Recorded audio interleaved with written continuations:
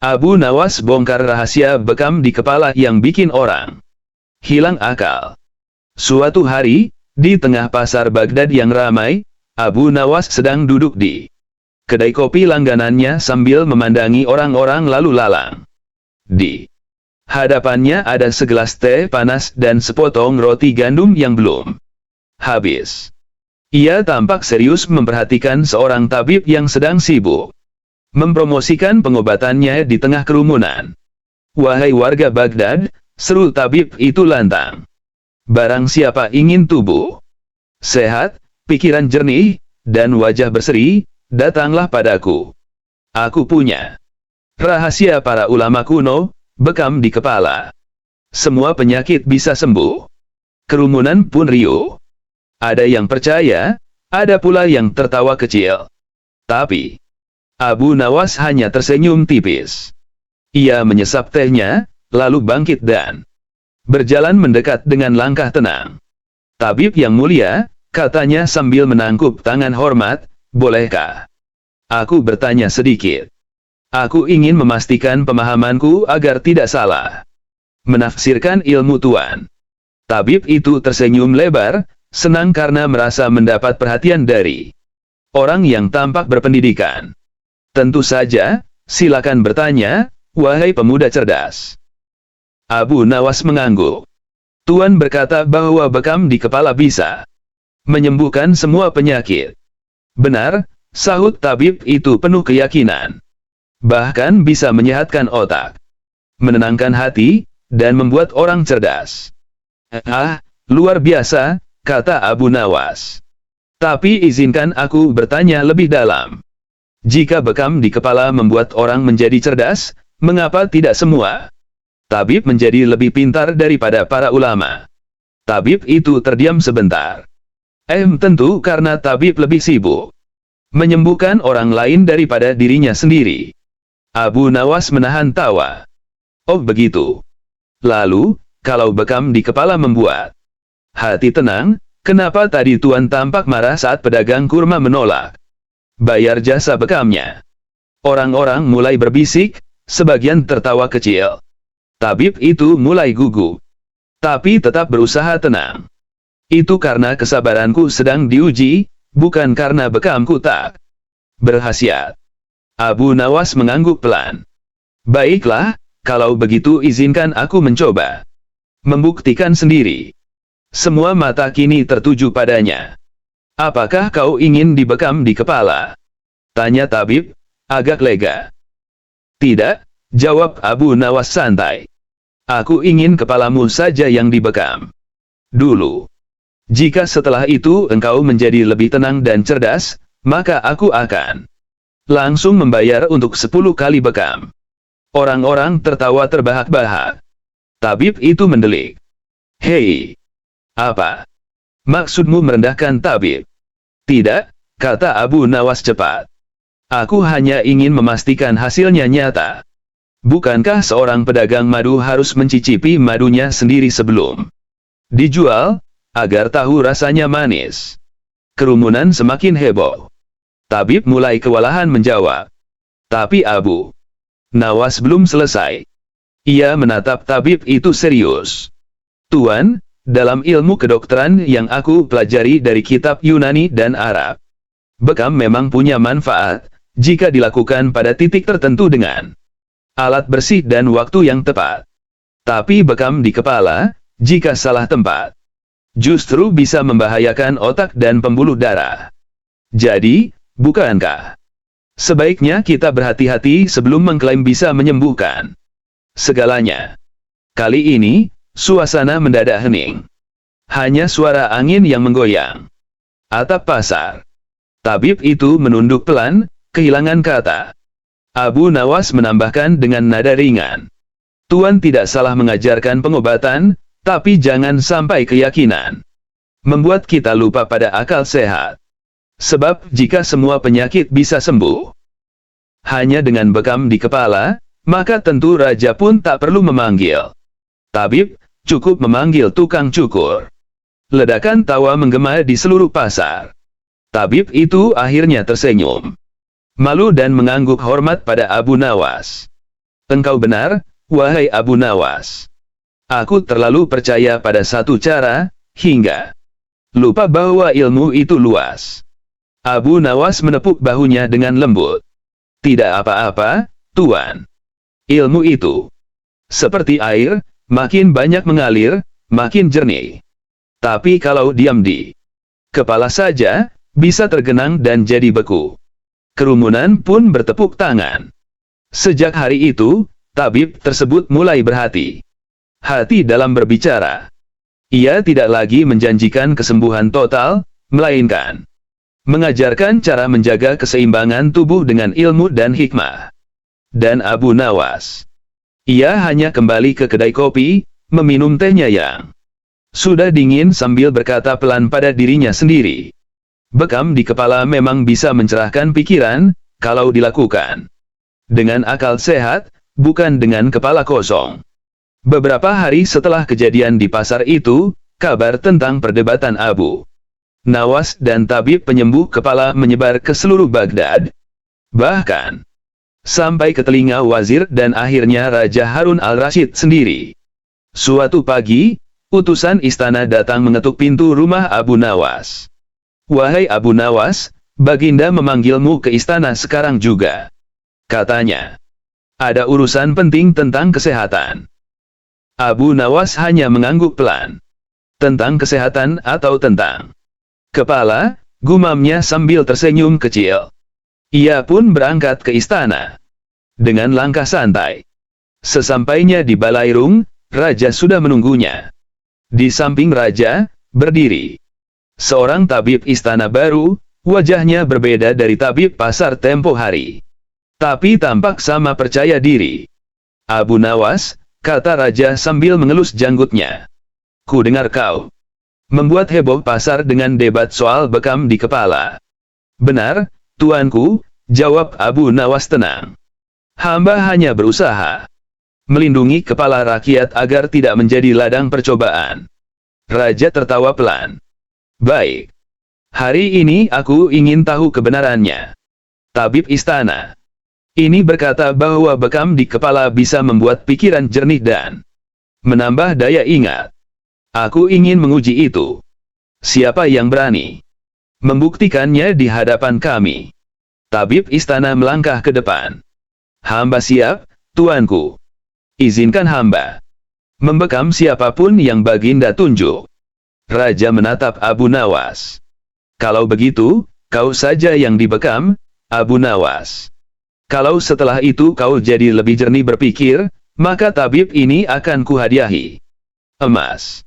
Tapi kalau tidak, maka dia harus berhenti menyebut dirinya penyembuh kepala. Abu Nawas tersenyum santai. Tuanku, hamba tidak keberatan dibekam, tapi izinkan hamba satu permintaan kecil. Raja mengangguk. Katakan. Hamba ingin tabib ini membekam kepala Baginda dulu. Balairung seketika senyap. Raja mengangkat alisnya. Berani juga kau, Abu Nawas. Mengapa aku yang harus dibekam? Abu Nawas menunduk sopan. Sebab menurut tabib ini, bekam di kepala membuat pikiran jernih. Dan tentu, kepala paling penting di negeri ini adalah kepala Baginda.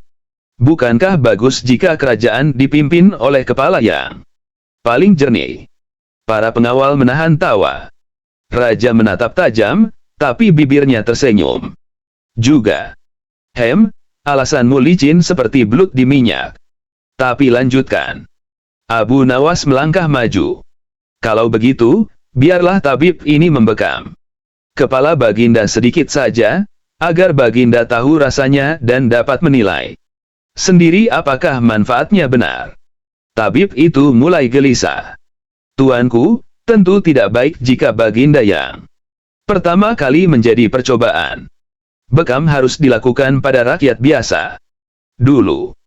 Abu Nawas cepat menimpali. Oh, jadi manfaatnya belum pasti. Padahal tadi Tuan katakan sangat ampuh untuk semua kepala. Raja tertawa terbahak-bahak. Nah, sekarang aku mengerti kenapa rakyat lebih percaya kata-katamu daripada iklan di pasar, Abu Nawas. Tabib menunduk malu. Tapi raja belum puas. Tapi aku tetap ingin tahu. Apakah bekam di kepala benar-benar bermanfaat? Abu Nawas, bagaimana? Menurutmu secara ilmiah? Abu Nawas menjawab serius kali ini. Tuanku, bekam memang bermanfaat, terutama untuk melancarkan peredaran darah dan mengeluarkan darah kotor. Namun, titik bekam di kepala itu sangat berisiko. Banyak pembuluh halus yang bisa pecah. Jika tidak dilakukan oleh ahli sejati, bisa membuat kepala pusing, bahkan penglihatan kabur. Jadi, manfaatnya bukan terletak di kepalanya, tapi pada cara dan pengetahuannya. Raja mengangguk pelan. Jadi menurutmu, bukan bekam di kepala yang salah, tapi orang yang terlalu yakin tanpa tahu batas. Tepat sekali, tuanku, kata Abu Nawas. Sama seperti seseorang yang yakin bahwa banyak bicara membuatnya terlihat pintar, padahal yang membuat bijak justru kemampuan mendengar. Raja terdiam sebentar, lalu tersenyum puas. Kau tidak hanya menjaga kepala rakyat, tapi juga kepala rajamu, Abu Nawas. Aku suka itu. Tabib istana mencoba menutupi kegugupannya. Hamba mohon ampun, tuanku. Hamba hanya mengikuti kebiasaan yang banyak dilakukan. Abu Nawas menepuk bahunya. Ilmu bukan untuk diikuti tanpa berpikir. Tuan tabib. Ia harus diuji, sebagaimana pedang diuji oleh api. Raja memerintahkan agar tabib itu belajar lagi pada tabib besar di Damaskus. Sementara Abu Nawas diberi hadiah emas karena telah menyelamatkan kepala kerajaan. Sebelum pergi, Raja bertanya terakhir kali, Abu Nawas, apakah kau sendiri tidak ingin mencoba bekam di kepala? Abu Nawas tersenyum lebar. Hamba tidak perlu, tuanku. Setiap kali hamba mendengar orang berdebat tanpa berpikir, kepala hamba sudah otomatis panas, itu sudah seperti bekam alami dari kehidupan. Raja tertawa sampai matanya berair. Dan sejak hari itu, di Baghdad tak ada lagi tabib yang berani menjanjikan kebijaksanaan hanya dengan satu sayatan di kulit kepala. Beberapa minggu kemudian, setelah kejadian di istana, nama Abu Nawas semakin sering disebut di mana-mana. Para pedagang, ulama, dan bahkan murid-murid madrasah membicarakan bagaimana kecerdasannya mampu menundukkan para tabib yang terlalu percaya diri. Namun kabar itu juga sampai ke telinga seorang bangsawan kaya bernama Abdul Karim, yang terkenal sombong dan gemar pamer ilmu setengah matang. Suatu sore, ia mengundang banyak tamu ke rumahnya, termasuk Abu Nawas.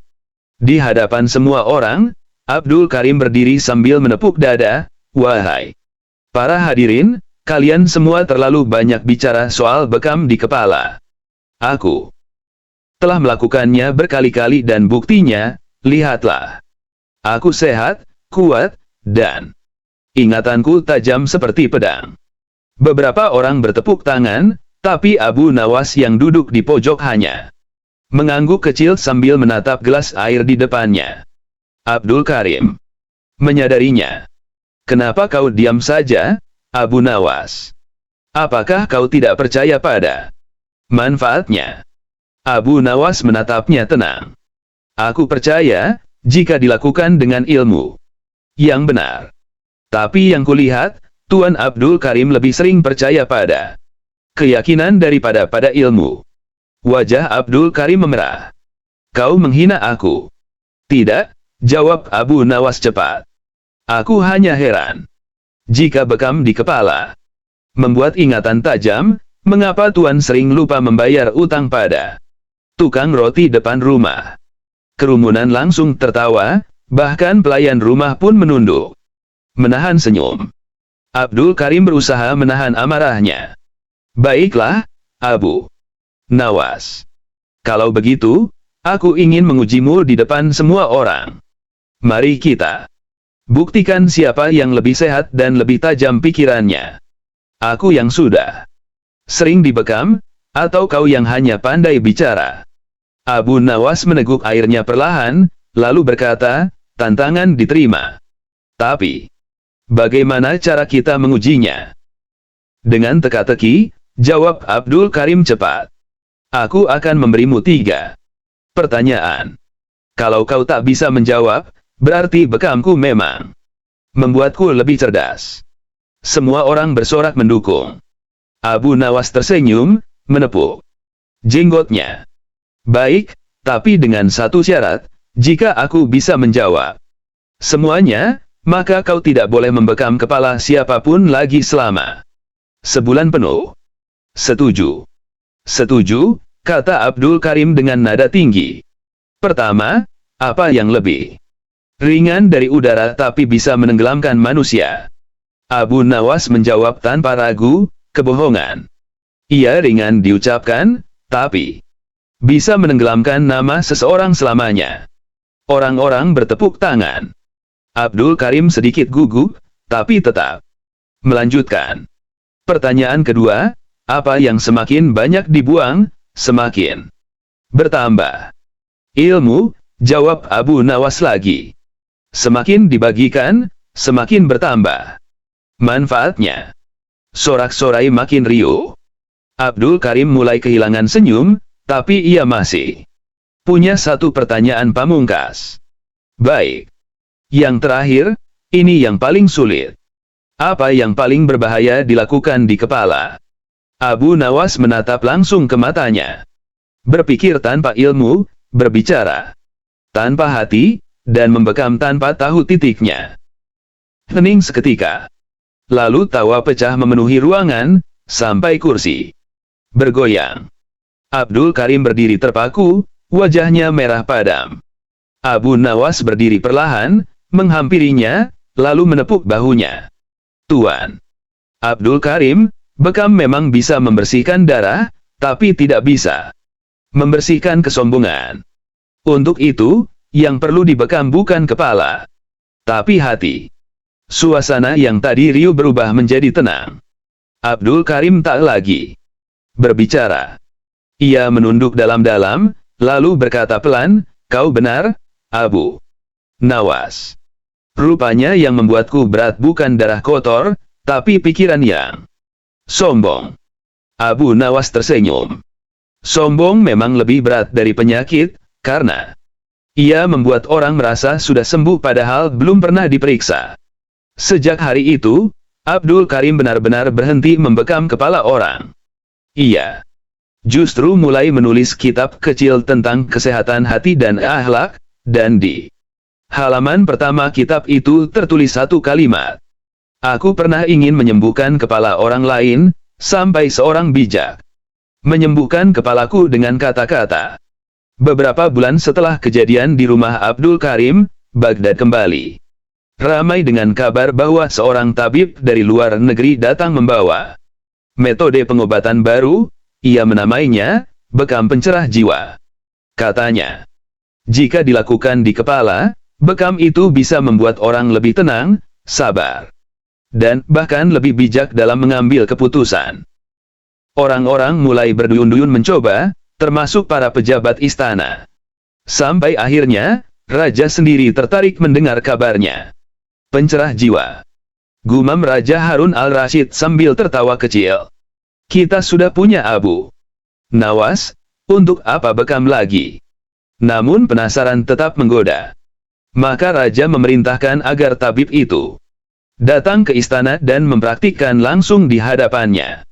Ketika hari yang dijanjikan tiba, tabib tersebut datang membawa alat-alat kaca mengilap, minyak wangi, dan jubah putih panjang yang membuatnya tampak sangat meyakinkan. Ia membungkuk hormat di hadapan raja. Yang mulia, bekam di kepala ini bukan sekadar mengeluarkan darah, tapi membuka jalan pikiran agar seseorang melihat kebenaran. Raja tersenyum, lalu melirik ke arah Abu Nawas yang berdiri di sisi kiri. Singgasana.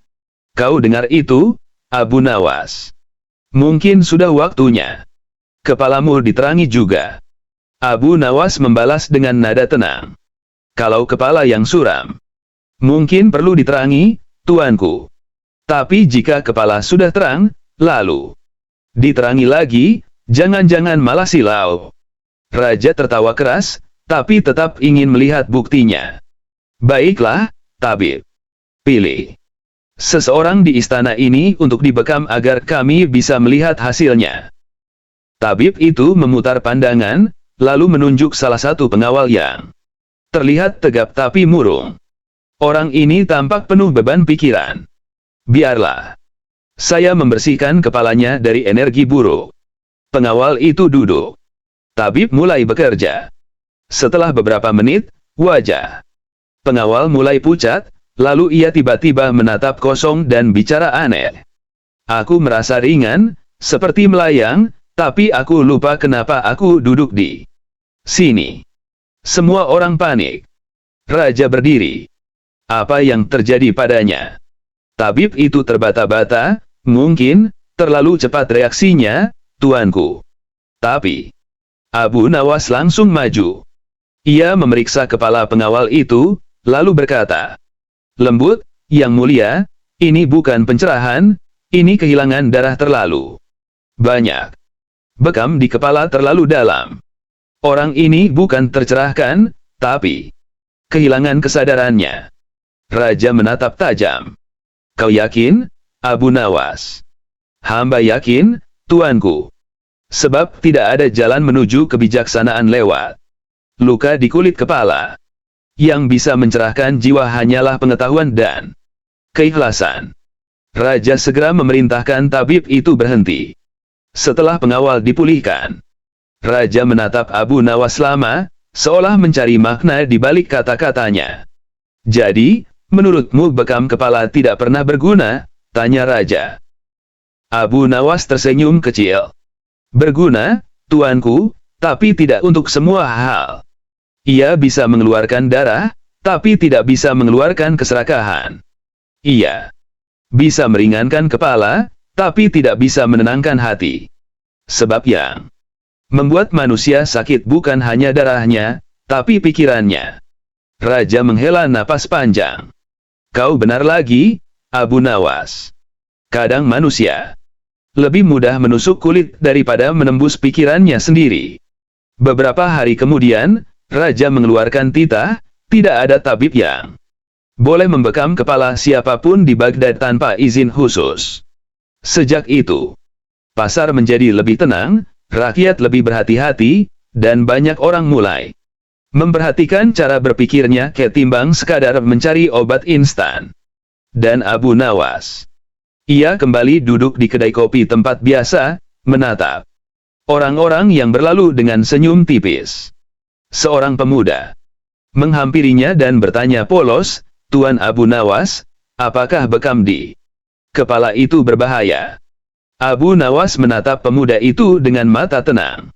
"Yang berbahaya bukan bekam di kepala, anak muda. Yang berbahaya itu kalau kepala kosong, tapi merasa penuh." Pemuda itu mengangguk, meski belum sepenuhnya mengerti. Sementara Abu Nawas menatap langit sore yang mulai jingga, ia berbisik pada dirinya sendiri. Manusia sibuk mencari cara menyembuhkan kepala, padahal yang paling sering sakit justru hatinya. Abu Nawas bongkar rahasia bekam di kepala yang bikin orang hilang akal. Suatu hari, di tengah pasar Baghdad yang ramai, Abu Nawas sedang duduk di kedai kopi langganannya sambil memandangi orang-orang lalu lalang.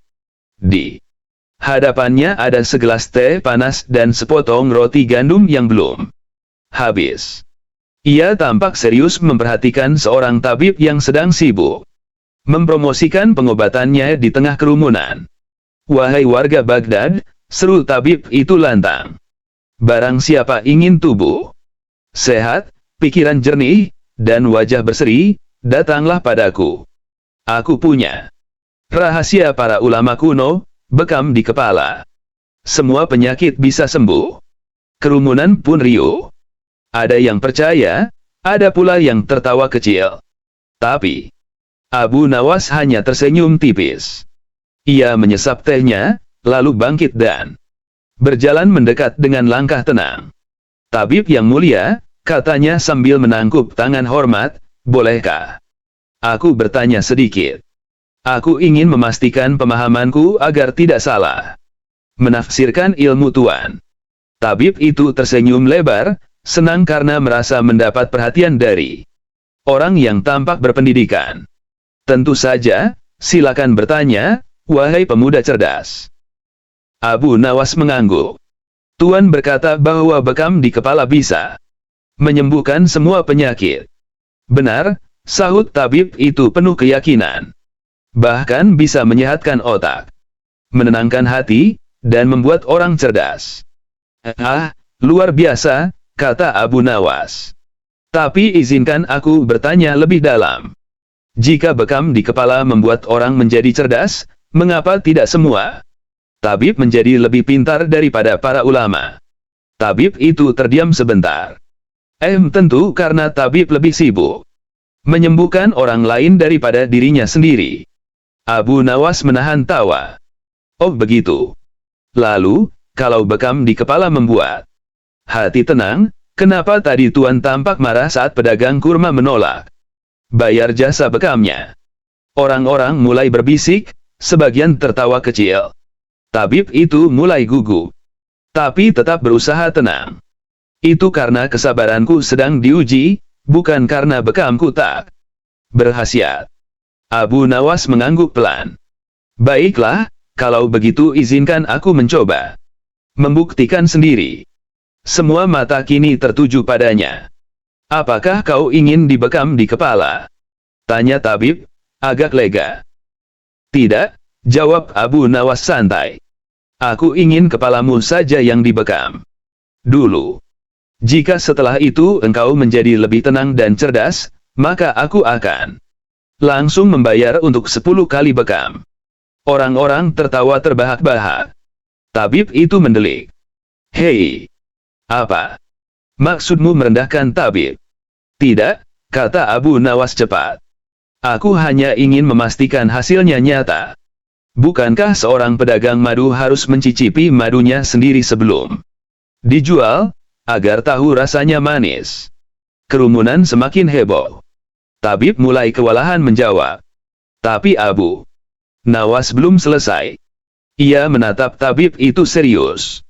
Tuan, dalam ilmu kedokteran yang aku pelajari dari kitab Yunani dan Arab, bekam memang punya manfaat, jika dilakukan pada titik tertentu dengan alat bersih dan waktu yang tepat.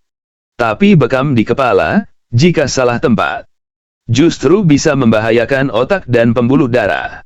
Jadi, bukankah sebaiknya kita berhati-hati sebelum mengklaim bisa menyembuhkan segalanya? Kali ini, suasana mendadak hening. Hanya suara angin yang menggoyang atap pasar. Tabib itu menunduk pelan, kehilangan kata. Abu Nawas menambahkan dengan nada ringan. Tuan tidak salah mengajarkan pengobatan, tapi jangan sampai keyakinan membuat kita lupa pada akal sehat. Sebab jika semua penyakit bisa sembuh hanya dengan bekam di kepala, maka tentu raja pun tak perlu memanggil tabib, cukup memanggil tukang cukur. Ledakan tawa menggema di seluruh pasar. Tabib itu akhirnya tersenyum malu dan mengangguk hormat pada Abu Nawas. Engkau benar, wahai Abu Nawas. Aku terlalu percaya pada satu cara, hingga lupa bahwa ilmu itu luas. Abu Nawas menepuk bahunya dengan lembut. Tidak apa-apa, Tuan. Ilmu itu seperti air, makin banyak mengalir, makin jernih. Tapi kalau diam di kepala saja, bisa tergenang dan jadi beku. Kerumunan pun bertepuk tangan. Sejak hari itu, tabib tersebut mulai berhati-hati dalam berbicara. Ia tidak lagi menjanjikan kesembuhan total, melainkan mengajarkan cara menjaga keseimbangan tubuh dengan ilmu dan hikmah. Dan Abu Nawas, ia hanya kembali ke kedai kopi, meminum tehnya yang sudah dingin sambil berkata pelan pada dirinya sendiri. Bekam di kepala memang bisa mencerahkan pikiran, kalau dilakukan dengan akal sehat, bukan dengan kepala kosong. Beberapa hari setelah kejadian di pasar itu, kabar tentang perdebatan Abu Nawas dan tabib penyembuh kepala menyebar ke seluruh Baghdad. Bahkan, sampai ke telinga wazir dan akhirnya Raja Harun al-Rashid sendiri. Suatu pagi, utusan istana datang mengetuk pintu rumah Abu Nawas. "Wahai Abu Nawas, Baginda memanggilmu ke istana sekarang juga," katanya. "Ada urusan penting tentang kesehatan." Abu Nawas hanya mengangguk pelan. "Tentang kesehatan atau tentang kepala?" gumamnya sambil tersenyum kecil. Ia pun berangkat ke istana. Dengan langkah santai. Sesampainya di Balairung, Raja sudah menunggunya. Di samping Raja, berdiri seorang tabib istana baru, wajahnya berbeda dari tabib pasar tempo hari. Tapi tampak sama percaya diri. "Abu Nawas," kata Raja sambil mengelus janggutnya. "Ku dengar kau membuat heboh pasar dengan debat soal bekam di kepala." "Benar, tuanku," jawab Abu Nawas tenang. "Hamba hanya berusaha melindungi kepala rakyat agar tidak menjadi ladang percobaan." Raja tertawa pelan. "Baik. Hari ini aku ingin tahu kebenarannya." Tabib istana ini berkata bahwa bekam di kepala bisa membuat pikiran jernih dan menambah daya ingat. Aku ingin menguji itu. Siapa yang berani membuktikannya di hadapan kami? Tabib istana melangkah ke depan. "Hamba siap, tuanku. Izinkan hamba membekam siapapun yang Baginda tunjuk." Raja menatap Abu Nawas. "Kalau begitu, kau saja yang dibekam, Abu Nawas. Kalau setelah itu kau jadi lebih jernih berpikir, maka tabib ini akan kuhadiahi emas. Tapi kalau tidak, maka dia harus berhenti menyebut dirinya penyembuh kepala." Abu Nawas tersenyum santai. "Tuanku, hamba tidak keberatan dibekam, tapi izinkan hamba satu permintaan kecil." Raja mengangguk. "Katakan." "Hamba ingin tabib ini membekam kepala Baginda dulu." Balairung seketika senyap. Raja mengangkat alisnya. "Berani juga kau, Abu Nawas? Mengapa aku yang harus dibekam?" Abu Nawas menunduk sopan. "Sebab menurut tabib ini, bekam di kepala membuat pikiran jernih. Dan tentu, kepala paling penting di negeri ini adalah kepala Baginda. Bukankah bagus jika kerajaan dipimpin oleh kepala yang paling jernih?" Para pengawal menahan tawa. Raja menatap tajam, tapi bibirnya tersenyum. Juga. Alasanmu licin seperti belut di minyak. Tapi lanjutkan." Abu Nawas melangkah maju. "Kalau begitu, biarlah tabib ini membekam kepala Baginda sedikit saja, agar Baginda tahu rasanya dan dapat menilai sendiri apakah manfaatnya benar." Tabib itu mulai gelisah. "Tuanku, tentu tidak baik jika Baginda yang pertama kali menjadi percobaan. Bekam harus dilakukan pada rakyat biasa dulu." Abu Nawas cepat menimpali. "Oh, jadi manfaatnya belum pasti. Padahal tadi Tuan katakan sangat ampuh untuk semua kepala." Raja tertawa terbahak-bahak. "Nah, sekarang aku mengerti kenapa rakyat lebih percaya kata-katamu daripada iklan di pasar, Abu Nawas." Tabib menunduk malu. Tapi Raja belum puas. "Tapi aku tetap ingin tahu, apakah bekam di kepala benar-benar bermanfaat?" Abu Nawas, "Bagaimana menurutmu secara ilmiah?" Abu Nawas menjawab serius kali ini. "Tuanku, bekam memang bermanfaat, terutama untuk melancarkan peredaran darah dan mengeluarkan darah kotor. Namun, titik bekam di kepala itu sangat berisiko. Banyak pembuluh halus yang bisa pecah. Jika tidak dilakukan oleh ahli sejati, bisa membuat kepala pusing, bahkan penglihatan kabur. Jadi, manfaatnya bukan terletak di kepalanya, tapi pada cara dan pengetahuannya." Raja mengangguk pelan. "Jadi menurutmu, bukan bekam di kepala yang salah, tapi orang yang terlalu yakin tanpa tahu batas." "Tepat sekali, tuanku," kata Abu Nawas. "Sama seperti seseorang yang yakin bahwa banyak bicara membuatnya terlihat pintar, padahal yang membuat bijak justru kemampuan mendengar. Raja terdiam sebentar, lalu tersenyum puas. Kau tidak hanya menjaga kepala rakyat, tapi juga kepala rajamu, Abu Nawas. Aku suka itu. Tabib istana mencoba menutupi kegugupannya. Hamba mohon ampun, tuanku. Hamba hanya mengikuti kebiasaan yang banyak dilakukan. Abu Nawas menepuk bahunya. Ilmu bukan untuk diikuti tanpa berpikir. Tuan tabib. Ia harus diuji, sebagaimana pedang diuji oleh api. Raja memerintahkan agar tabib itu belajar lagi pada tabib besar di Damaskus.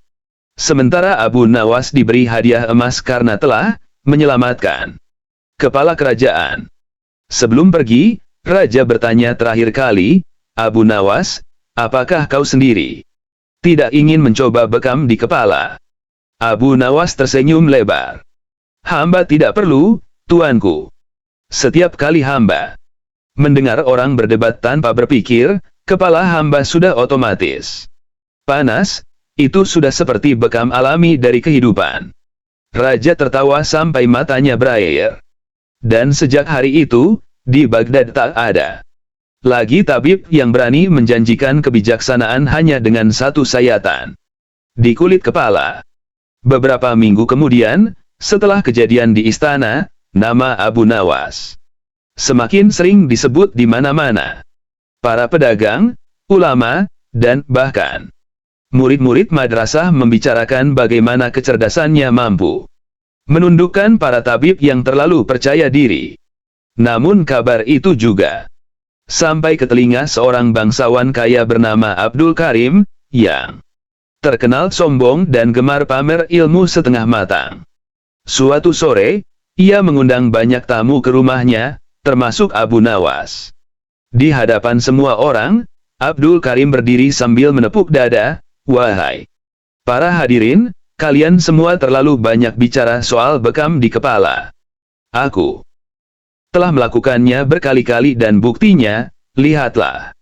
Aku sehat, kuat, dan ingatanku tajam seperti pedang."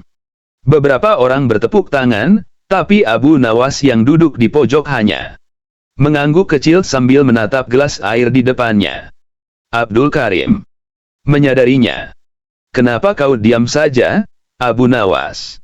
Apakah kau tidak percaya pada manfaatnya?" Abu Nawas menatapnya tenang. "Aku percaya, jika dilakukan dengan ilmu yang benar. Tapi yang kulihat, Tuan Abdul Karim lebih sering percaya pada keyakinan daripada pada ilmu." Wajah Abdul Karim memerah. "Kau menghina aku." "Tidak," jawab Abu Nawas cepat. "Aku hanya heran. Jika bekam di kepala membuat ingatan tajam, mengapa Tuan sering lupa membayar utang pada tukang roti depan rumah?" Kerumunan langsung tertawa, bahkan pelayan rumah pun menunduk, menahan senyum. Abdul Karim berusaha menahan amarahnya. "Baiklah, Abu Nawas. Kalau begitu, aku ingin mengujimu di depan semua orang. Mari kita buktikan siapa yang lebih sehat dan lebih tajam pikirannya. Aku yang sudah sering dibekam, atau kau yang hanya pandai bicara?" Abu Nawas meneguk airnya perlahan, lalu berkata, "Tantangan diterima. Tapi, bagaimana cara kita mengujinya?" "Dengan teka-teki," jawab Abdul Karim cepat. "Aku akan memberimu 3 pertanyaan. Kalau kau tak bisa menjawab, berarti bekamku memang membuatku lebih cerdas." Semua orang bersorak mendukung. Abu Nawas tersenyum, menepuk jenggotnya. "Baik, tapi dengan satu syarat, jika aku bisa menjawab semuanya, maka kau tidak boleh membekam kepala siapapun lagi selama sebulan penuh." "Setuju." "Setuju," kata Abdul Karim dengan nada tinggi. "Pertama, apa yang lebih ringan dari udara tapi bisa menenggelamkan manusia?" Abu Nawas menjawab tanpa ragu, "Kebohongan." "Ia ringan diucapkan, tapi bisa menenggelamkan nama seseorang selamanya." Orang-orang bertepuk tangan. Abdul Karim sedikit gugup, tapi tetap melanjutkan. Pertanyaan kedua, apa yang semakin banyak dibuang, semakin bertambah ilmu, jawab Abu Nawas lagi. Semakin dibagikan, semakin bertambah manfaatnya. Sorak-sorai makin riuh. Abdul Karim mulai kehilangan senyum, tapi ia masih punya satu pertanyaan pamungkas. Baik. Yang terakhir, ini yang paling sulit. Apa yang paling berbahaya dilakukan di kepala? Abu Nawas menatap langsung ke matanya. Berpikir tanpa ilmu, berbicara tanpa hati, dan membekam tanpa tahu titiknya. Hening seketika. Lalu tawa pecah memenuhi ruangan, sampai kursi bergoyang. Abdul Karim berdiri terpaku, wajahnya merah padam. Abu Nawas berdiri perlahan, menghampirinya, lalu menepuk bahunya. Tuan Abdul Karim, bekam memang bisa membersihkan darah, tapi tidak bisa membersihkan kesombongan. Untuk itu, yang perlu dibekam bukan kepala, tapi hati. Suasana yang tadi riuh berubah menjadi tenang. Abdul Karim tak lagi berbicara. Ia menunduk dalam-dalam, lalu berkata pelan, kau benar, Abu Nawas. Rupanya yang membuatku berat bukan darah kotor, tapi pikiran yang sombong. Abu Nawas tersenyum. Sombong memang lebih berat dari penyakit, karena ia membuat orang merasa sudah sembuh padahal belum pernah diperiksa. Sejak hari itu, Abdul Karim benar-benar berhenti membekam kepala orang. Ia justru mulai menulis kitab kecil tentang kesehatan hati dan akhlak, dan di halaman pertama kitab itu tertulis satu kalimat. Aku pernah ingin menyembuhkan kepala orang lain, sampai seorang bijak menyembuhkan kepalaku dengan kata-kata. Beberapa bulan setelah kejadian di rumah Abdul Karim, Baghdad kembali ramai dengan kabar bahwa seorang tabib dari luar negeri datang membawa metode pengobatan baru. Ia menamainya bekam pencerah jiwa. Katanya, jika dilakukan di kepala, bekam itu bisa membuat orang lebih tenang, sabar, dan bahkan lebih bijak dalam mengambil keputusan. Orang-orang mulai berduyun-duyun mencoba, termasuk para pejabat istana. Sampai akhirnya, raja sendiri tertarik mendengar kabarnya. Pencerah jiwa. Gumam Raja Harun al-Rashid sambil tertawa kecil. Kita sudah punya Abu Nawas, untuk apa bekam lagi? Namun penasaran tetap menggoda. Maka raja memerintahkan agar tabib itu datang ke istana dan mempraktikkan langsung di hadapannya. Ketika hari yang dijanjikan tiba, tabib tersebut datang membawa alat-alat kaca mengilap, minyak wangi, dan jubah putih panjang yang membuatnya tampak sangat meyakinkan. Ia membungkuk hormat di hadapan raja. Yang mulia, bekam di kepala ini bukan sekadar mengeluarkan darah, tapi membuka jalan pikiran agar seseorang melihat kebenaran. Raja tersenyum, lalu melirik ke arah Abu Nawas yang berdiri di sisi kiri. Singgasana. Kau dengar itu, Abu Nawas? Mungkin sudah waktunya kepalamu diterangi juga. Abu Nawas membalas dengan nada tenang. Kalau kepala yang suram, mungkin perlu diterangi, tuanku. Tapi jika kepala sudah terang, lalu diterangi lagi, jangan-jangan malah silau. Raja tertawa keras, tapi tetap ingin melihat buktinya. Baiklah, tabib. Pilih seseorang di istana ini untuk dibekam agar kami bisa melihat hasilnya. Tabib itu memutar pandangan, lalu menunjuk salah satu pengawal yang terlihat tegap tapi murung. Orang ini tampak penuh beban pikiran. Biarlah saya membersihkan kepalanya dari energi buruk. Pengawal itu duduk. Tabib mulai bekerja. Setelah beberapa menit, wajah pengawal mulai pucat, lalu ia tiba-tiba menatap kosong dan bicara aneh. Aku merasa ringan, seperti melayang, tapi aku lupa kenapa aku duduk di sini. Semua orang panik. Raja berdiri. Apa yang terjadi padanya? Tabib itu terbata-bata, mungkin terlalu cepat reaksinya, tuanku. Tapi, Abu Nawas langsung maju. Ia memeriksa kepala pengawal itu, lalu berkata, "Lembut, Yang Mulia, ini bukan pencerahan, ini kehilangan darah terlalu banyak. Bekam di kepala terlalu dalam. Orang ini bukan tercerahkan, tapi kehilangan kesadarannya." Raja menatap tajam. "Kau yakin, Abu Nawas?"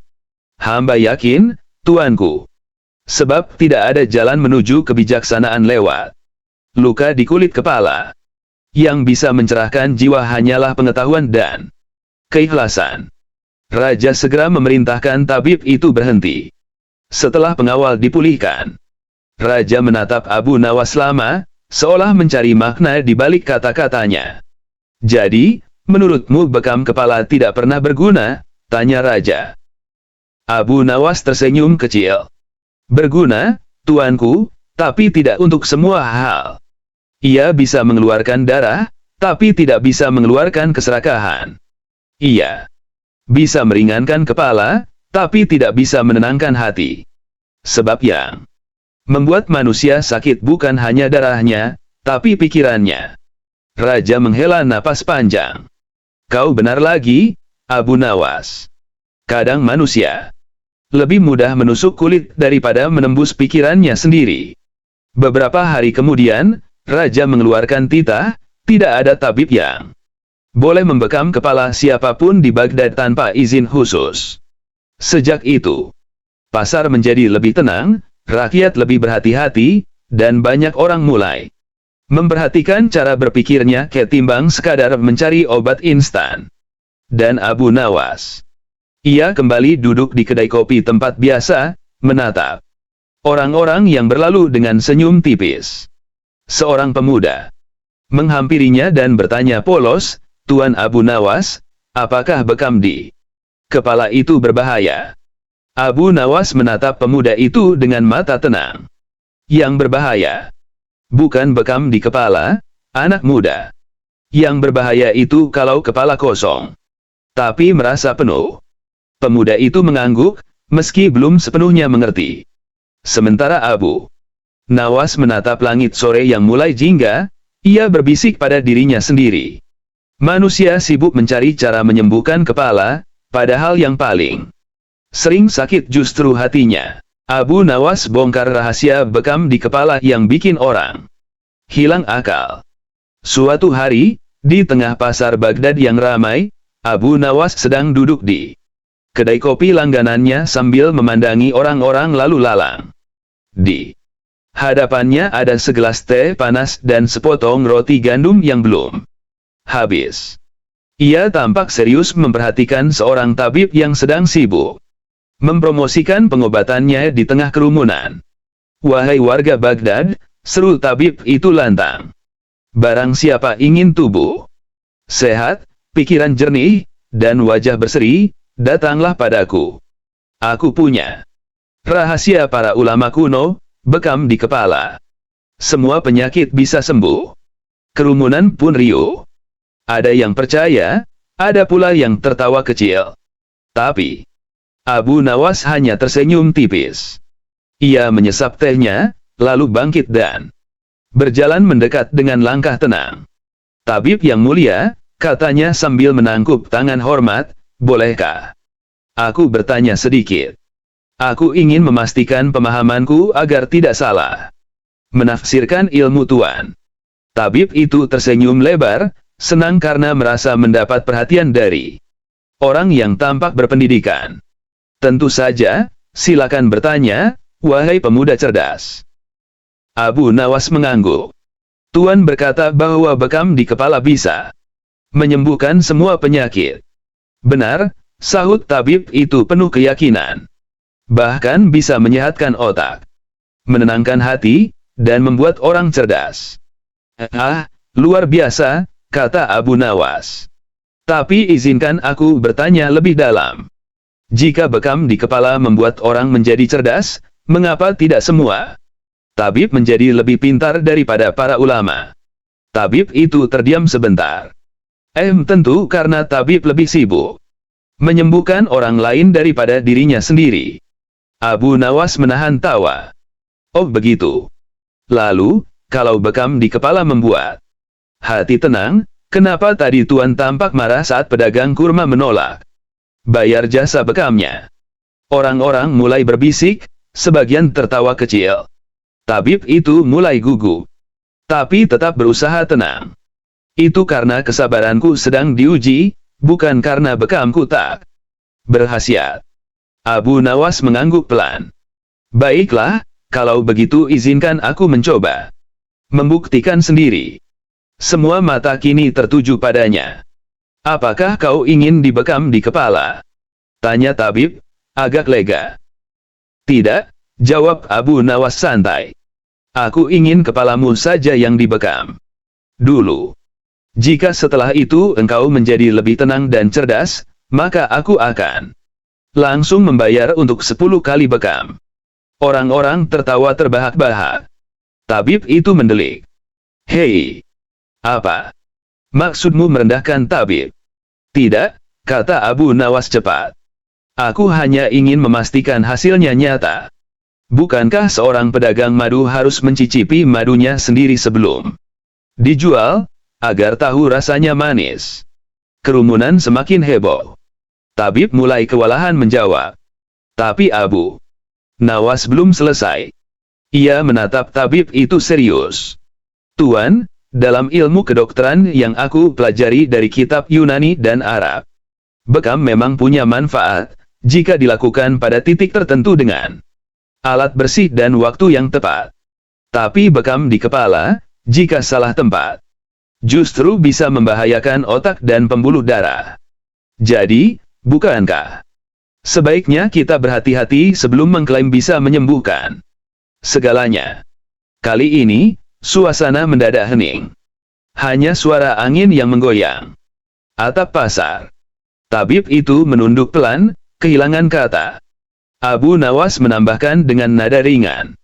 Tuan tidak salah mengajarkan pengobatan, tapi jangan sampai keyakinan membuat kita lupa pada akal sehat. Sebab jika semua penyakit bisa sembuh hanya dengan bekam di kepala, maka tentu raja pun tak perlu memanggil tabib, cukup memanggil tukang cukur. Ledakan tawa menggema di seluruh pasar. Tabib itu akhirnya tersenyum malu dan mengangguk hormat pada Abu Nawas. Engkau benar, wahai Abu Nawas. Aku terlalu percaya pada satu cara, hingga lupa bahwa ilmu itu luas. Abu Nawas menepuk bahunya dengan lembut. Tidak apa-apa, Tuan. Ilmu itu seperti air, makin banyak mengalir, makin jernih. Tapi kalau diam di kepala saja, bisa tergenang dan jadi beku. Kerumunan pun bertepuk tangan. Sejak hari itu, tabib tersebut mulai berhati-hati dalam berbicara. Ia tidak lagi menjanjikan kesembuhan total, melainkan mengajarkan cara menjaga keseimbangan tubuh dengan ilmu dan hikmah. Dan Abu Nawas, ia hanya kembali ke kedai kopi, meminum tehnya yang sudah dingin sambil berkata pelan pada dirinya sendiri. Bekam di kepala memang bisa mencerahkan pikiran, kalau dilakukan dengan akal sehat, bukan dengan kepala kosong. Beberapa hari setelah kejadian di pasar itu, kabar tentang perdebatan Abu Nawas dan tabib penyembuh kepala menyebar ke seluruh Baghdad. Bahkan sampai ke telinga wazir dan akhirnya Raja Harun al-Rasyid sendiri. Suatu pagi, utusan istana datang mengetuk pintu rumah Abu Nawas. Wahai Abu Nawas, Baginda memanggilmu ke istana sekarang juga. Katanya, ada urusan penting tentang kesehatan. Abu Nawas hanya mengangguk pelan. Tentang kesehatan atau tentang kepala, gumamnya sambil tersenyum kecil. Ia pun berangkat ke istana dengan langkah santai. Sesampainya di Balairung, Raja sudah menunggunya. Di samping Raja, berdiri seorang tabib istana baru, wajahnya berbeda dari tabib pasar tempo hari. Tapi tampak sama percaya diri. Abu Nawas, kata Raja sambil mengelus janggutnya. Ku dengar kau membuat heboh pasar dengan debat soal bekam di kepala. Benar, tuanku, jawab Abu Nawas tenang. Hamba hanya berusaha melindungi kepala rakyat agar tidak menjadi ladang percobaan. Raja tertawa pelan. Baik. Hari ini aku ingin tahu kebenarannya. Tabib istana ini berkata bahwa bekam di kepala bisa membuat pikiran jernih dan menambah daya ingat. Aku ingin menguji itu. Siapa yang berani membuktikannya di hadapan kami? Tabib istana melangkah ke depan. Hamba siap, tuanku. Izinkan hamba membekam siapapun yang Baginda tunjuk. Raja menatap Abu Nawas. Kalau begitu, kau saja yang dibekam, Abu Nawas. Kalau setelah itu kau jadi lebih jernih berpikir, maka tabib ini akan kuhadiahi emas. Tapi kalau tidak, maka dia harus berhenti menyebut dirinya penyembuh kepala. Abu Nawas tersenyum santai. Tuanku, hamba tidak keberatan dibekam, tapi izinkan hamba satu permintaan kecil. Raja mengangguk. Katakan. Hamba ingin tabib ini membekam kepala Baginda dulu. Balairung seketika senyap. Raja mengangkat alisnya. Berani juga kau, Abu Nawas? Mengapa aku yang harus dibekam? Abu Nawas menunduk sopan. Sebab menurut tabib ini, bekam di kepala membuat pikiran jernih. Dan tentu, kepala paling penting di negeri ini adalah kepala Baginda. Bukankah bagus jika kerajaan dipimpin oleh kepala yang paling jernih? Para pengawal menahan tawa. Raja menatap tajam, tapi bibirnya tersenyum. Juga. Alasanmu licin seperti belut di minyak. Tapi lanjutkan. Abu Nawas melangkah maju. Kalau begitu, biarlah tabib ini membekam kepala Baginda sedikit saja, agar Baginda tahu rasanya dan dapat menilai sendiri apakah manfaatnya benar. Tabib itu mulai gelisah. Tuanku, tentu tidak baik jika Baginda yang pertama kali menjadi percobaan. Bekam harus dilakukan pada rakyat biasa dulu. Abu Nawas cepat menimpali. Oh, jadi manfaatnya belum pasti. Padahal tadi Tuan katakan sangat ampuh untuk semua kepala. Raja tertawa terbahak-bahak. Nah, sekarang aku mengerti kenapa rakyat lebih percaya kata-katamu daripada iklan di pasar, Abu Nawas. Tabib menunduk malu. Tapi Raja belum puas. Tapi aku tetap ingin tahu. Apakah bekam di kepala benar-benar bermanfaat? Abu Nawas, bagaimana menurutmu secara ilmiah? Abu Nawas menjawab serius kali ini. Tuanku, bekam memang bermanfaat, terutama untuk melancarkan peredaran darah dan mengeluarkan darah kotor. Namun, titik bekam di kepala itu sangat berisiko. Banyak pembuluh halus yang bisa pecah. Jika tidak dilakukan oleh ahli sejati, bisa membuat kepala pusing, bahkan penglihatan kabur. Jadi, manfaatnya bukan terletak di kepalanya, tapi pada cara dan pengetahuannya. Raja mengangguk pelan. Jadi menurutmu, bukan bekam di kepala yang salah, tapi orang yang terlalu yakin tanpa tahu batas. Tepat sekali, tuanku, kata Abu Nawas. Sama seperti seseorang yang yakin bahwa banyak bicara membuatnya terlihat pintar, padahal yang membuat bijak justru kemampuan mendengar. Raja terdiam sebentar, lalu tersenyum puas. Kau tidak hanya menjaga kepala rakyat, tapi juga kepala rajamu, Abu Nawas. Aku suka itu. Tabib istana mencoba menutupi kegugupannya. Hamba mohon ampun. Tuanku. Hamba hanya mengikuti kebiasaan yang banyak dilakukan. Abu Nawas menepuk bahunya. Ilmu bukan untuk diikuti tanpa berpikir. Tuan Tabib. Ia harus diuji, sebagaimana pedang diuji oleh api. Raja memerintahkan agar tabib itu belajar lagi pada tabib besar di Damaskus. Sementara Abu Nawas diberi hadiah emas karena telah menyelamatkan kepala kerajaan. Sebelum pergi, Raja bertanya terakhir kali, Abu Nawas, apakah kau sendiri tidak ingin mencoba bekam di kepala? Abu Nawas tersenyum lebar. Hamba tidak perlu, tuanku.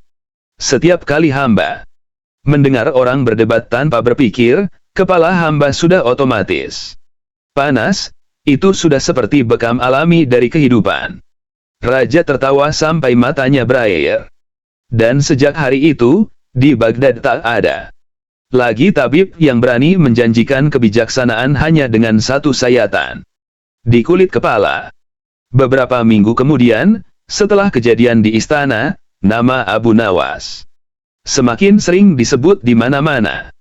Para pedagang, ulama, dan bahkan murid-murid madrasah membicarakan bagaimana kecerdasannya mampu menundukkan para tabib yang terlalu percaya diri. Namun kabar itu juga sampai ke telinga seorang bangsawan kaya bernama Abdul Karim, yang terkenal sombong dan gemar pamer ilmu setengah matang. Suatu sore, ia mengundang banyak tamu ke rumahnya, termasuk Abu Nawas. Di hadapan semua orang, Abdul Karim berdiri sambil menepuk dada, "Wahai para hadirin, kalian semua terlalu banyak bicara soal bekam di kepala. Aku telah melakukannya berkali-kali dan buktinya, lihatlah. Aku sehat, kuat, dan ingatanku tajam seperti pedang." Beberapa orang bertepuk tangan, tapi Abu Nawas yang duduk di pojok hanya mengangguk kecil sambil menatap gelas air di depannya. Abdul Karim menyadarinya. "Kenapa kau diam saja, Abu Nawas? Apakah kau tidak percaya pada manfaatnya?" Abu Nawas menatapnya tenang. "Aku percaya, jika dilakukan dengan ilmu yang benar. Tapi yang kulihat, Tuan Abdul Karim lebih sering percaya pada keyakinan daripada pada ilmu." Wajah Abdul Karim memerah. "Kau menghina aku." "Tidak," jawab Abu Nawas cepat. "Aku hanya heran. Jika bekam di kepala membuat ingatan tajam, mengapa Tuan sering lupa membayar utang pada tukang roti depan rumah?" Kerumunan langsung tertawa, bahkan pelayan rumah pun menunduk, menahan senyum. Abdul Karim berusaha menahan amarahnya. "Baiklah, Abu Nawas. Kalau begitu, aku ingin mengujimu di depan semua orang. Mari kita buktikan siapa yang lebih sehat dan lebih tajam pikirannya. Aku yang sudah sering dibekam, atau kau yang hanya pandai bicara?" Abu Nawas meneguk airnya perlahan, lalu berkata, "Tantangan diterima. Tapi bagaimana cara kita mengujinya?" Dengan teka-teki, jawab Abdul Karim cepat. "Aku akan memberimu 3 pertanyaan. Kalau kau tak bisa menjawab, berarti bekamku memang membuatku lebih cerdas." Semua orang bersorak mendukung. Abu Nawas tersenyum, menepuk jenggotnya. "Baik, tapi dengan satu syarat, jika aku bisa menjawab semuanya, maka kau tidak boleh membekam kepala siapapun lagi selama sebulan penuh." "Setuju." "Setuju," kata Abdul Karim dengan nada tinggi. "Pertama, apa yang lebih ringan dari udara tapi bisa menenggelamkan manusia?" Abu Nawas menjawab tanpa ragu, "Kebohongan." "Ia ringan diucapkan, tapi bisa menenggelamkan nama seseorang selamanya." Orang-orang bertepuk tangan. Abdul Karim sedikit gugup, tapi tetap melanjutkan. "Pertanyaan kedua, apa yang semakin banyak dibuang, semakin bertambah ilmu?" Jawab Abu Nawas lagi. "Semakin dibagikan, semakin bertambah manfaatnya." Sorak-sorai makin riuh. Abdul Karim mulai kehilangan senyum, tapi ia masih punya satu pertanyaan pamungkas. "Baik. Yang terakhir, ini yang paling sulit. Apa yang paling berbahaya dilakukan di kepala?" Abu Nawas menatap langsung ke matanya. Berpikir tanpa ilmu, berbicara tanpa hati, dan membekam tanpa tahu titiknya. Hening seketika. Lalu tawa pecah memenuhi ruangan, sampai kursi bergoyang. Abdul Karim berdiri terpaku, wajahnya merah padam. Abu Nawas berdiri perlahan, menghampirinya, lalu menepuk bahunya. "Tuan Abdul Karim, bekam memang bisa membersihkan darah, tapi tidak bisa membersihkan kesombongan. Untuk itu, yang perlu dibekam bukan kepala, tapi hati. Suasana yang tadi riuh berubah menjadi tenang. Abdul Karim tak lagi berbicara. Ia menunduk dalam-dalam, lalu berkata pelan, "Kau benar, Abu Nawas. Rupanya yang membuatku berat bukan darah kotor, tapi pikiran yang sombong." Abu Nawas tersenyum. Sombong memang lebih berat dari penyakit, karena ia membuat orang merasa sudah sembuh padahal belum pernah diperiksa. Sejak hari itu, Abdul Karim benar-benar berhenti membekam kepala orang. Ia justru mulai menulis kitab kecil tentang kesehatan hati dan akhlak, dan di halaman pertama kitab itu tertulis satu kalimat. "Aku pernah ingin menyembuhkan kepala orang lain, sampai seorang bijak menyembuhkan kepalaku dengan kata-kata." Beberapa bulan setelah kejadian di rumah Abdul Karim, Baghdad kembali ramai dengan kabar bahwa seorang tabib dari luar negeri datang membawa metode pengobatan baru. Ia menamainya bekam pencerah jiwa. Katanya, jika dilakukan di kepala, bekam itu bisa membuat orang lebih tenang, sabar, dan bahkan lebih bijak dalam mengambil keputusan. Orang-orang mulai berduyun-duyun mencoba, termasuk para pejabat istana. Sampai akhirnya, raja sendiri tertarik mendengar kabarnya. "Pencerah jiwa," gumam Raja Harun al-Rashid sambil tertawa kecil. "Kita sudah punya Abu Nawas, untuk apa bekam lagi?" Namun penasaran tetap menggoda. Maka raja memerintahkan agar tabib itu datang ke istana dan mempraktikkan langsung di hadapannya. Ketika hari yang dijanjikan tiba, tabib tersebut datang membawa alat-alat kaca mengilap, minyak wangi, dan jubah putih panjang yang membuatnya tampak sangat meyakinkan. Ia membungkuk hormat di hadapan raja. "Yang mulia, bekam di kepala ini bukan sekadar mengeluarkan darah, tapi membuka jalan pikiran agar seseorang melihat kebenaran." Raja tersenyum, lalu melirik ke arah Abu Nawas yang berdiri di sisi kiri. "Singgasana. Kau dengar itu, Abu Nawas? Mungkin sudah waktunya kepalamu diterangi juga." Abu Nawas membalas dengan nada tenang. "Kalau kepala yang suram, mungkin perlu diterangi, tuanku. Tapi jika kepala sudah terang, lalu diterangi lagi, jangan-jangan malah silau." Raja tertawa keras, tapi tetap ingin melihat buktinya. "Baiklah, tabib. Pilih seseorang di istana ini untuk dibekam agar kami bisa melihat hasilnya." Tabib itu memutar pandangan, lalu menunjuk salah satu pengawal yang terlihat tegap tapi murung. Orang ini tampak penuh beban pikiran. "Biarlah saya membersihkan kepalanya dari energi buruk." Pengawal itu duduk. Tabib mulai bekerja. Setelah beberapa menit, wajah pengawal mulai pucat, lalu ia tiba-tiba menatap kosong dan bicara aneh. "Aku merasa ringan, seperti melayang, tapi aku lupa kenapa aku duduk di sini." Semua orang panik. Raja berdiri. Apa yang terjadi padanya? Tabib itu terbata-bata, "Mungkin terlalu cepat reaksinya, tuanku." Tapi Abu Nawas langsung maju.